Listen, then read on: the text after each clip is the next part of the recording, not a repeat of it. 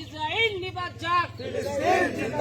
সম্মানিত হাজিরিন, আমরা বাংলাদেশ থেকে তীব্র নিন্দা জানাচ্ছি যে আজকে ফিলিস্তিনের মুসলমানের উপরে যেভাবে নির্যাতন নিপীড়ন চলছে, অত্যাচার চলছে, জুলুম চলছে, আজকে আমরা বাংলাদেশ থেকে তীব্র নিন্দা জানাচ্ছি।